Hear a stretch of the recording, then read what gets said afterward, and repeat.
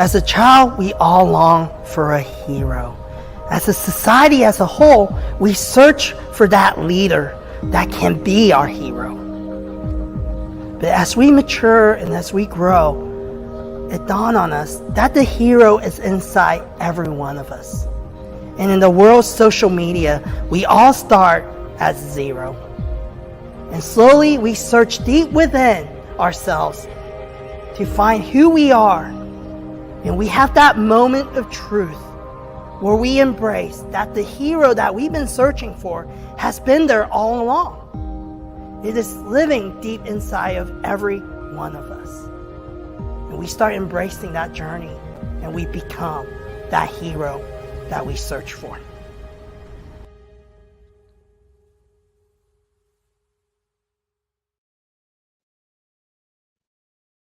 Good morning, everybody, and welcome to episode 94 of Zero to Hero, presented by J29 Creative Group. I am so blessed today to be joined by another champion of Kansas City and really the Midwest as a whole. Her name is Courtney Brooks. She is the president and CEO of Global Ties Kansas City, which does some great things with connecting people from Kansas City to places that aren't Kansas City. So let's go ahead and bring her in so we can hear it from her. Courtney, how are you today? I'm great. How are you doing? Oh, I'm doing fantastic. Other than the terrible explanation that I just gave of Global Ties KC, so I'm going to let you do it. What do you guys do? What do you have coming up? What's exciting? What's going on at Global Ties KC? Yeah. So first off, Global Ties KC, small nonprofit in Kansas City that has been growing in big ways the last decade or so. We bring the world to Kansas City and in turn bring Kansas City to the world. So started as a small nonprofit implementing a program called the International Visitor Leadership Program. So most folks have never heard of what this is, but it's the U.S. Department of State's flagship exchange. So every year they hand pick leaders from across the world and bring them to the United States on these professional exchanges. So our job as a small organization is to sell Kansas City and say why these different delegations should be coming here versus somewhere else in the United States, and to plan their programs and activities while they're here. So in a given year, I have about 40 different delegations who are learning about wastewater treatment, our transparency in government and democracy, freedom of the press, nonprofit management, growing a small business, trade, literally name a topic. And we do programming on those topics and connecting folks in Kansas City to their counterparts from around the world. So that's kind of bread and butter, what we were for a long time, but have branched out in the last while. We also do a lot of youth exchanges. And then also through our Youth Diplomats Institute, connect students from across Kansas City and across Kansas and Missouri to one another, give them the chance to grow as young leaders and to learn what opportunities are out worldwide through some hands-on learning programs. And then a bunch of other things, which we can talk about as we get going. Yeah, incredible. So it's really kind of an iron sharpens iron kind of mentality that started this whole thing, and it was really the heart behind it. Am I hearing that right? Yes, absolutely. I mean, I think more than anything, recognizing that every single person has a chance to have those international exchange experiences and to be a citizen diplomat. It's not just our embassy staff that are representing the United States. For visitors who come into the Midwest who have never been to the United States before or have only ever been to DC or New York, to have a chance to sit down at professional meetings and then at dinner tables. We have dinner hosts for most of our groups, or some homestay hosts for some of them, and to just have real conversations like, what is life like in Kansas City? What is going on back home? And then the relationship building that happens through that. It's addicting in a way, being able to know that the things that we're doing and the little connections we're able to make are having really big global impacts. Yeah, absolutely. And that's incredible. And it's obviously we've got so much more going on in Kansas City now, which is absolutely amazing. And we're going to have a huge influx of people that aren't from here coming here in the next couple of years as well. So very, very exciting. How did you get into this whole thing? I was reading a little bit, but I'd like you to tell the people, where this all came from. Yeah, so I was a people-to-people exchange student in middle school and then a Rotary exchange school student in high school, went to Brazil and Argentina, and always thought I wanted to go somewhere else. And so that was kind of the trajectory and the plan I put myself through of thinking I'm going to go to college, I'm going to go join the Foreign Service, I'm going to go elsewhere. And after I finished my master's was in Kansas City and a job opened up at this organization, I said, well, that's actually what I want to be doing, is implementing exchange programs, building these connections, but the chance to do it from the heartland. I'm very, very spoiled in that I get to cold call people across town, or my team does, and say, hey, we have a delegation from Tajikistan coming in 2 weeks. Do you want to have them into your office? And 99% of the time, it's people in Kansas City who are like, from where? What is this country? Like, is that somewhere in Central America? What? But at the same time, they're like, absolutely, sure, bring them on down. Like, we'll have coffee, we'll sit around a table, we'll learn about them, and vice versa. And just how receptive the Kansas City community is to meeting people from other places. I think oftentimes our friends in Washington, D.C. assume the Midwest has cows and we have corn, and people are closed-minded, and we don't want to have these international experiences, and realizing that is not the case. Midwesterners and folks in KC are so welcoming, and being able to open up people's eyes to that reality is such a blessing. Absolutely. I almost feel like Kansas Cityans crave people to know like who we actually are here. So absolutely amazing. Now I'm going to ask you to set Global Ties KC aside for a second. Okay. I know that's a big part of who you are, what you do, but putting all that aside, right? The professional, all that stuff. Who is Courtney Brooks? Give us the elevator pitch about who you are. Who is Courtney Brooks? Courtney Brooks is a connector who believes that small nonprofits should function like entrepreneurs, and that it's just a tax status, and that nonprofits, to be able to exist and grow and do the most good, need to kind of think outside the box creatively. And so being able to create that for other organizations in Kansas City and across the country has really become my passion. I'm also a mom, and between work and motherhood, that's about all I have the capacity for anymore. More time, more hours in the day than allotted. Yes, absolutely, but also love to travel when I can. Amazing. Yeah, no, I love what you said there about nonprofits, being treated more as a traditional business, right? We actually had Gabe Middleton, who's the CEO of Human IT, which is a fantastic nonprofit that's based out of LA, is doing amazing things in Detroit and New York with helping underserved kids with technology, right? And helping that community gain access to those things. But that was one of the things he said in his episode was, I want nonprofit leaders to realize that we can be prosperous and we can help a ton of people at the same time, right? Which is absolutely huge, and I couldn't agree more with it. And being a nonprofit is definitely just a tax status, right? My wife works for a nonprofit and likes to remind me all the time. I'm like, yeah, but you do okay though. It's a good nonprofit for sure. So no, that's absolutely incredible. So obviously within nonprofits, a big part of that is getting that word out to the public and letting them know about who you are, right? How they can help, how they can get involved. So tell us a little bit about how you've done that through social media and what that journey's been like for you.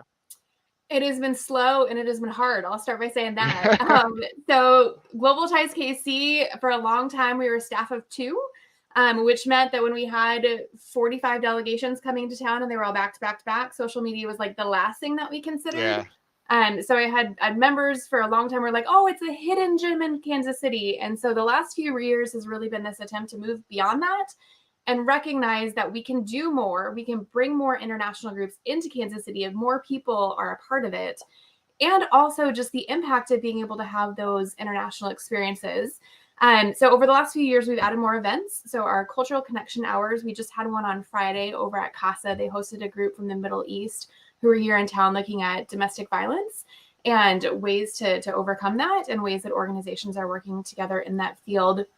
But if anyone wants to sign up for our website, on our newsletter, we have events about 15, 20 a year. So, the goal is always to have more people show up to those and to have a chance to meet international visitors while they're in Kansas City and to sit down and have those conversations.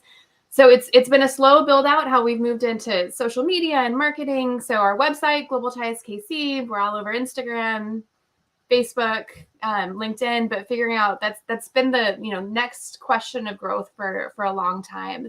And then personally, it's always a struggle of how I make sure that that's what gets prioritized in my week, and it normally doesn't.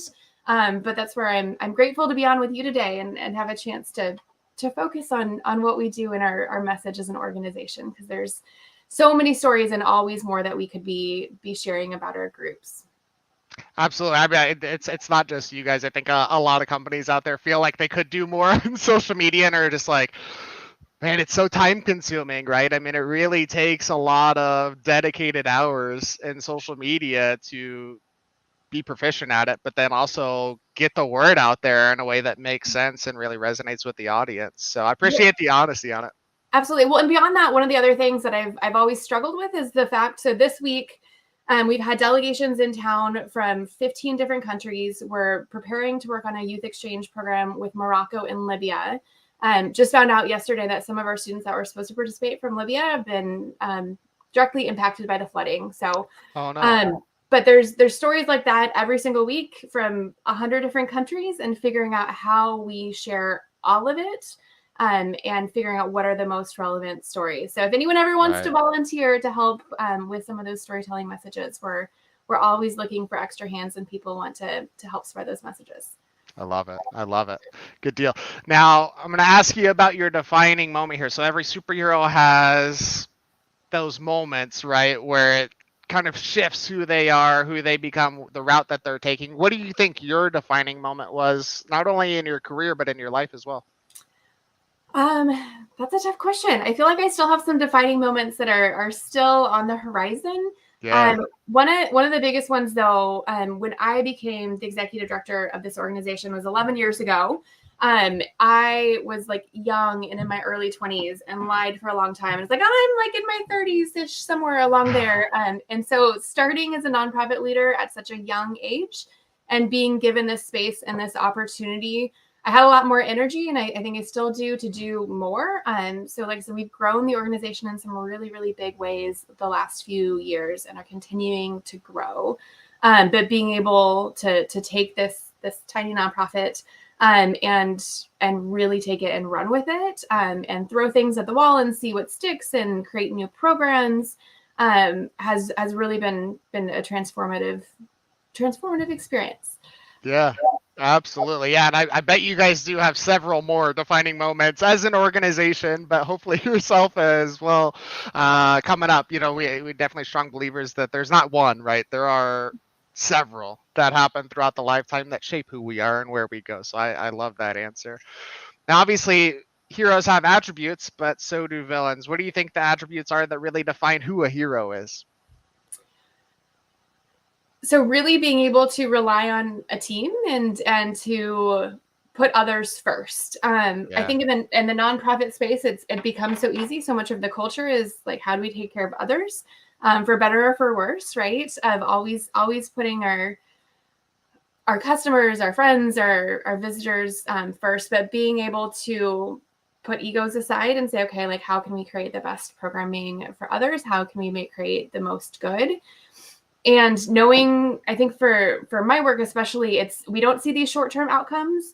We have folks who come to town and it may be 10 years before they are elected to be a president of their country, or maybe 15 years before their nonprofit takes off and they go from a staff of 10 to a staff of 300, or create a cure for the next pandemic.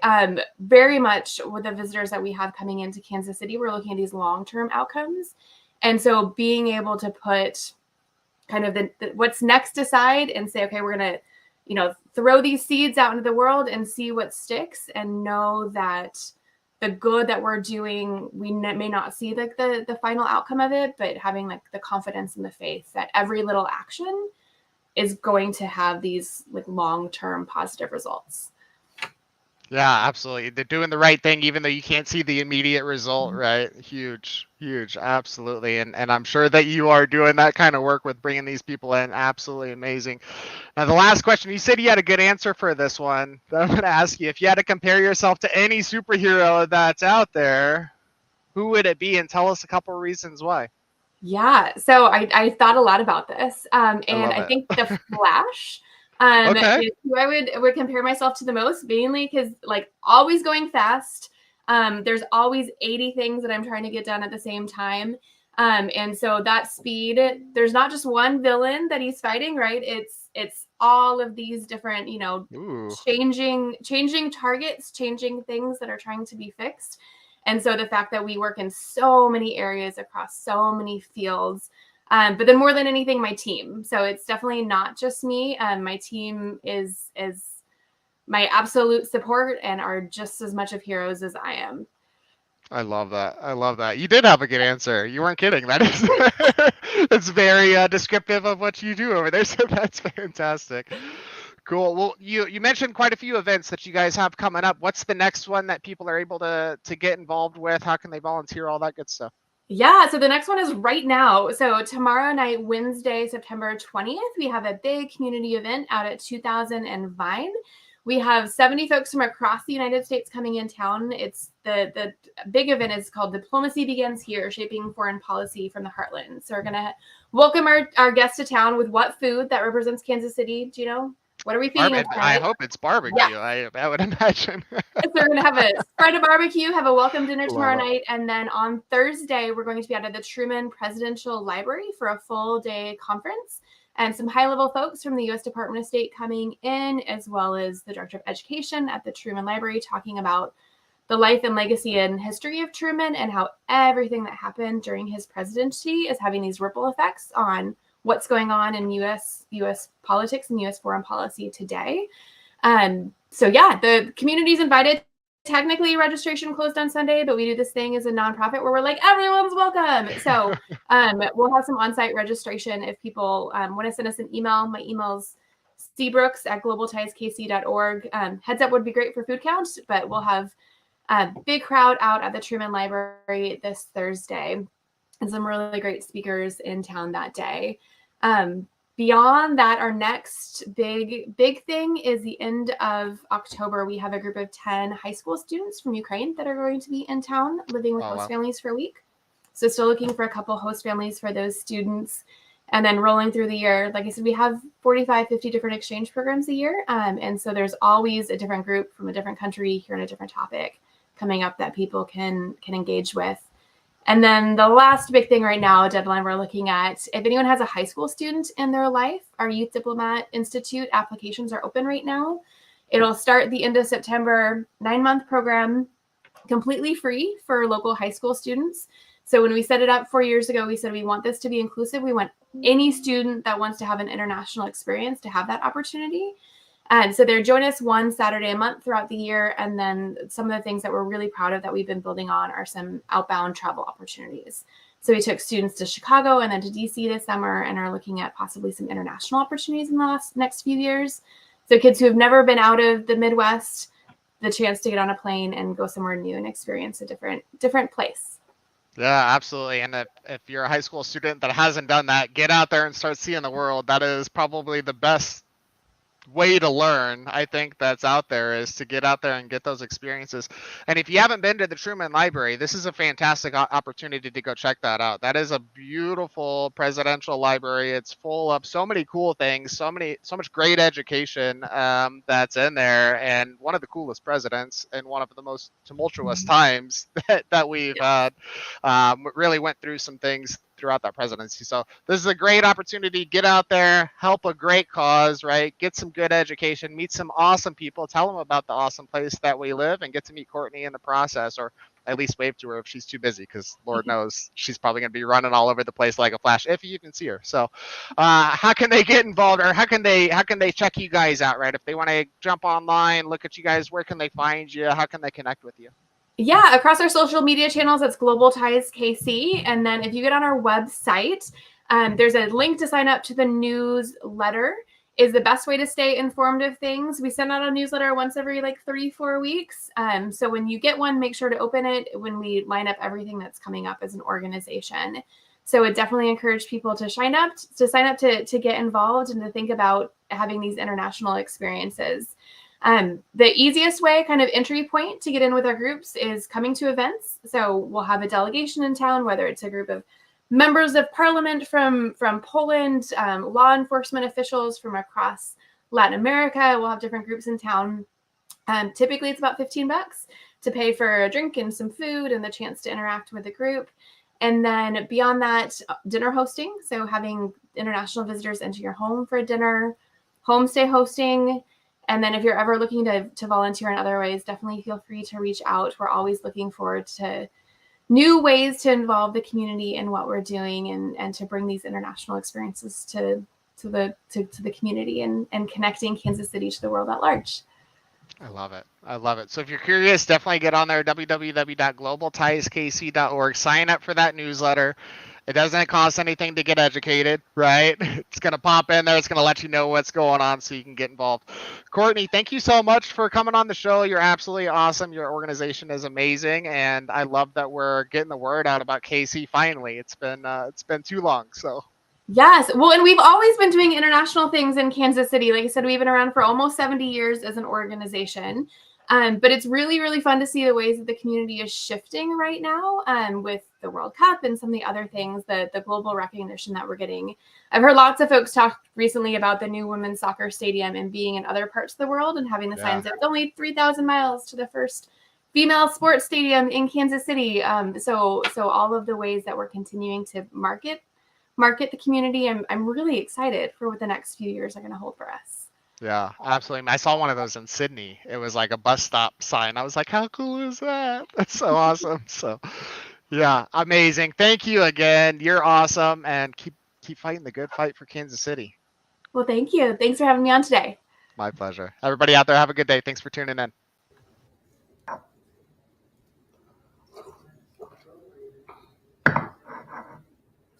Hey, are we still live? Hey, guys, we're still live. Hey guys, this is Kevin Kwok, founder of J29 Creative Group. So who are we? We're a marketing agency here in Kansas City. We're all about a holistic approach to marketing that builds your brand and nurtures online community. But to be honest with you, you guys don't care.